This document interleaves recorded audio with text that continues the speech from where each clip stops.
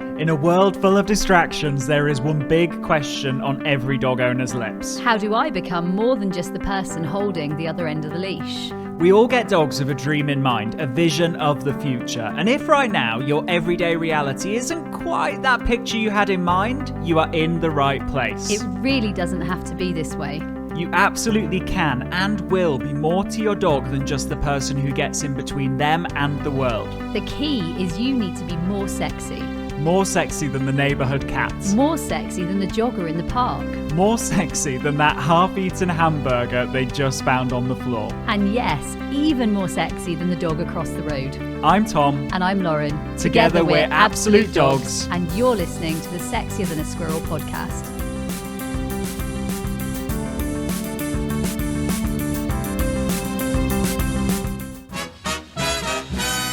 Hello and welcome to this episode of the Sexier Than a Squirrel podcast. And in this episode, we are talking about working with your dogs, and also working with your family. Now, time and time again, we have it that our super ass team, they're our customer service team. Yeah. They have a family member who isn't agreeing or who's disagreeable to the training. So the question might come in something like, I'm really loving your training. I really enjoy playing the games, but my husband, what on earth do I do with him? Or I'm really enjoying the fact I've started this new training and my daughter, she just keeps wrecking it. She's only 11 and she just says all the wrong things. Or my nan, my grandma, my son, someone disagrees with what's happening, or potentially is considering sort of making the situation not so good. Yeah, absolutely. And so we wanted to dedicate an episode of the podcast to really arming you with the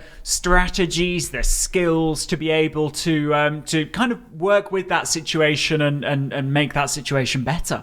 Now, let's consider the sort of scenarios that people might get themselves in here or be finding themselves in. I'm going to give you a little story. My customer, her name is Jill. She's a fantastic customer. I was only talking to her just a minute ago, and her husband is Dave, and she will not mind me saying this. And Dave absolutely adores their dogs. Jill also, of course, absolutely adores her dogs. Now, when Jill's training, Dave might have input for her. And some of that input might be things like, well, surely she should be trained by now. Or why are you just bribing her with treats? Or maybe you should do it the old-fashioned way. Barbara, what's her name? She was very good at this. Or have you looked at one of those collars that helps to teach her to walk better? So he might have lots of input for Jill. And what Jill feels sometimes is that actually Dave's input is not only just not welcome, actually it's actively quite distressing for her when she's training her dog, because it kind of makes her doubt herself and it makes her doubt what she's doing. And really what she wants to do is just become game changer Jill. Yeah. And at the same time, what she's finding is difficult Dave can sometimes get a little involved. Yeah. So we've got some tips for you, because whether you're kind of dealing with, you're living with that kind of situation, or maybe you've got a family member or a partner who is doing things differently to you, or maybe not doing anything at all and you'd love them to do something. Get them involved. We've got some tips for you. And so the first tip is... it kind of applies to life in general, and it's admittedly harder if the person lives with you. But that is that just be careful when you speak about a particular subject or you talk about a particular subject. You might be talking about it because you enjoy it and you're passionate about it.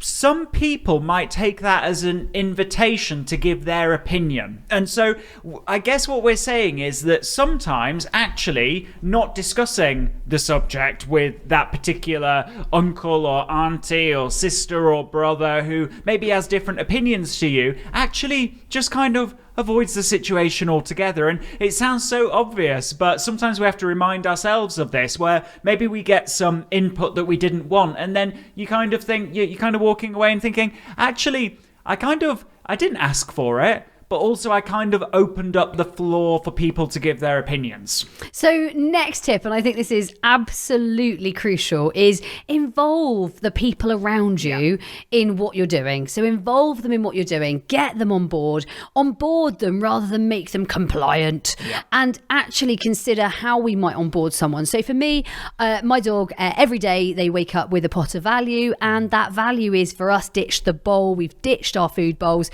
So I might have a couple of those pots around the house, and I might say to Eliza, she's my daughter and she loves to be involved with our dog training. I might say to her, rather than running up and down the stairs and squealing and getting them to chase you in the morning, I'm not going to tackle that one. What I'm going to say is, Eliza, every time you see one of the dogs on the bed, why don't you run and grab one of those special golden nuggets and deliver it to the beds? And she says, oh, yes, that'd be amazing, Mummy. I love doing that. I love training dogs. And so rather than being the crazy household with arousal all over the place as she runs up and down the stairs and classic nips at her ankles and all of the fun that we could have in our household, instead what we have on the whole is actually, and you've seen it time and time again, Tom, in the house, we have dogs that settle on their beds and are pretty chilled, even though Eliza can be very high energy. Yeah, absolutely. And so what the kind of tip there is, give them a job, give them something to do. And something you want them to do, productive. Yeah, absolutely. And that in turn, almost give them a level of, right, this is your responsibility. This is what I'd love you to do. And it's a great way of interacting with the dog. And in doing that, actually, you get rid of all kinds of what don't I want them to do. And she knows her role then. So Eliza knows her role. She knows that capturing them on the bed is the goal, rather than being captured up and down the stairs and around the house as she's being chased. Yeah, absolutely. So next tip that we've got for you is to actively share with people why you are making the choices that you're making, because sometimes what can happen is that you do things and people look at you and they're like, why are you doing that, or what's the purpose of that? As you start to talk in relation to buckets and things paying into the bucket and how maybe we need time to let the bucket empty, what you start to find is people start to adopt the same language as you, and in adopting the same language as you, they start to think in a similar way to you. And we've heard this time and time again among our training academy students, that all of a sudden partners that originally didn't want to be involved are all of a sudden talking about buckets, or maybe even they're talking about how their bucket's a little bit full. And in turn what you get is you start to get involvement, and it's really because a lot of the time people need to understand the why, they need to understand the purpose, and they, just as you needed to understand why we do things and how we do things before you started doing them, it's the same for family members. Being told kind of to do something without the reasoning why or the purpose, I think unless you're naturally passionate about that, it's probably not going to get people involved in it or wanting to do it. And so actively involving them in the why can be really good. So this one, I suppose, leads on from that really nicely, is catch them doing something right. So it leads on from the last two, is sometimes someone will do something right around your dogs. And I know that might sound crazy, but sometimes it happens. If you catch them doing something right, whether that's rewarding your dog on a boundary or coming into the house calmly, or only very recently someone was coming into my house, and rather than knock, they messaged me beforehand to tell me what time they were coming, and then they rang me when they got there. I was like, oh, that's so helpful. Like, I really appreciate that. So catching people do what you do want. Another one is my postman. My postman, he's really good at not ever trying to pop the post over the gate or over the door. He always either leaves it where he knows it's accessible for us, or he waves to us and we grab it from him. So that's kind of our daily sort of gratitude to the people that are involved in our family and lifestyle. And this is really everyone peripherally who is around your dog. Actually, that really helps to safeguard my bucket, their bucket, and we have a fairly settled household when we have visitors, and it makes a massive difference. So I suppose catch them doing something right, even if it's a really tiny thing, like even a really small thing, still catch them doing something right. Now, next tip, and this one is a game changer, it's a life changer, okay? And that is that there are, in a way, what you want to do with your family, your partner, your household, is you want to tell them that there are rules and they must stick to the rules. And actually, yeah, that is kind of, it'd be great to have some rules in place, right? Or some guidelines. there are two ways that you can implement a rule or enforce a rule. The first way is to say, this is the rule and you must do it. How has that worked out for you in the past? And I have to, just very quick one, Tom, the local community college did this recently, and they said, you must, you will, you must. Oh my goodness, what an uproar.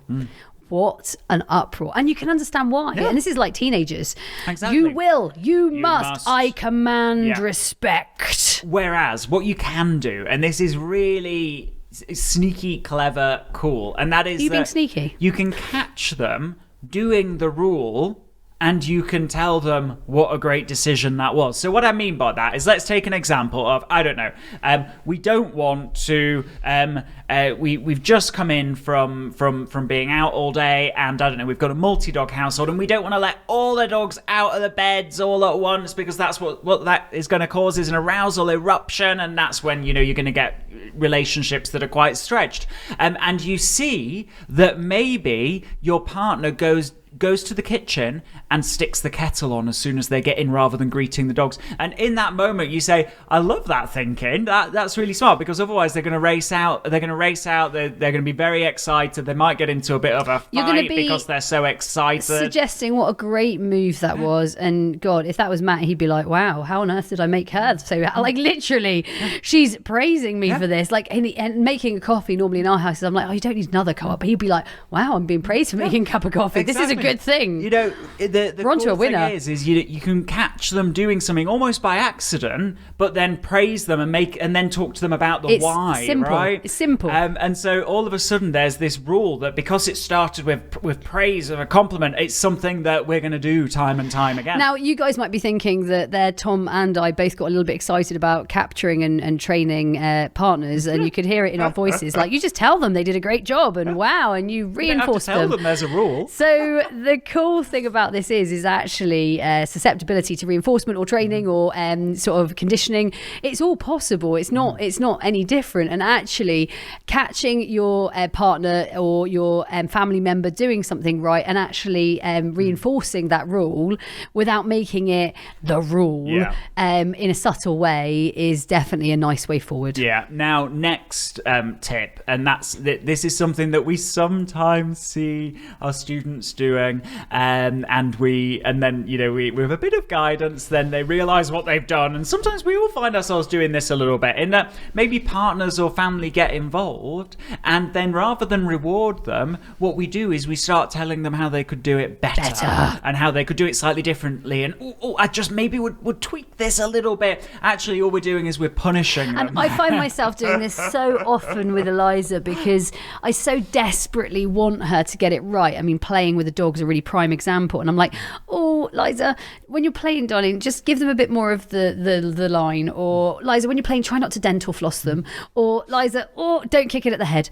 Where she kicks the ball across the room. And so it's very, very, we understand your challenge, and at the same time it's knowing when not to say it, and yet we get it, right? We get it. And so again, you avoid that temptation to do that, and think and just celebrate the fact that, you know, people want to be involved, and they're trying their best. And they're invested. They're probably seeing you do something, and they're trying to emulate you. And so what you might do is you might praise them for doing it, and then at a separate opportunity, maybe next time you're playing with your dog, you might say, oh, you see how he really likes it when, you know, I'm not shoving it in his face. Actually, I'm making it hard for him to get, and he's, you know, I'm making it more scarce, and he's trying to chase it. I'm kind of being like the squirrel when I play this game. And then probably the next time you catch them trying to have a little play with your dog or whatever it might be, they've probably taken some of that on board. But the temptation is to wade in there and start telling them how to do it. Try so hard not to shut them down. And both Tom and I have been there, and we're desperately wanting to input in a nice way. I can imagine you doing it with writing, and I can imagine. I'm actually quite I've got a lot of self-control when it comes to dogs. When it comes to horses, I'm like, I can just see maybe you tweak this a little bit. I can just see it now, and that's not always well received. I can see it now, and I'm definitely, one of my worst areas would be poor Matt and Eliza, where I just desperately want to coach them to be better, and yet I'm sure they feel the same about me. So I think the cool thing is there that yes, finding other ways to do it and finding other moments to do it, and actually just celebrating the fact they're getting involved at first, and I think remember that your partner or your family member didn't necessarily choose this dog or this relationship, and actually they are part of this. So finding a nice way to I'm thinking about one of our owners, and you'll know who, and she would be like, stop that, don't do that, no, not that, and actually her poor husband is just doing his very best, and he did not expect to be roped into this random like dog training world that he's found himself in. And I suppose the biggest thing is to celebrate the fact that he's taking part, and initially it's easy wins and small wins, and actually the fact he's participating and he wants to help and he's trying to help, even if he's doing all of the wrong things, his intention is still really good and he is trying. Yeah, absolutely. Now, the next tip is it's going to be one that we've experienced and we've seen other families experience as well. And you might be thinking, this just does not apply to your family at all. And some of you will equally be thinking, oh my word, I'm so doing this and I need to stop. And that is that you often find that a particular family member, maybe it's a partner or a child, whatever it might be, actually gets really into dogs and really into dog training and starts wanting to learn about it like you and play the games like you, and they start training your dog and you're both training your dog, and then you initially are happy,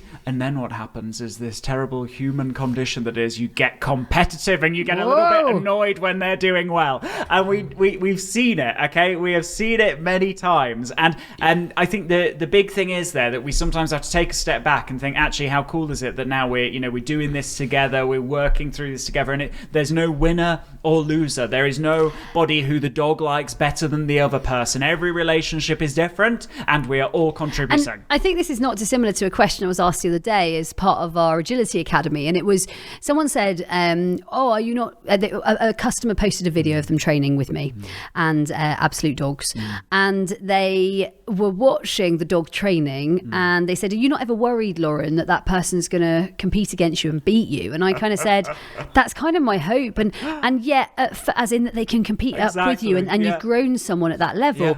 And yet at first I think I was a little bit thrown by that, and the worry that actually there's a bit of competitiveness there, and actually your goal is that you're growing and they're growing and everyone is growing together. And I suppose this leads really nicely onto my next one, and the next one is that see if there's any level of immersion that you can encourage. So whether that might be, if you've got a family member that might listen to the Sexy and a Squirrel podcast just because it sounds a bit out there. Maybe not this episode because they'll find out your tips don't tell and them. tricks. Maybe you direct them.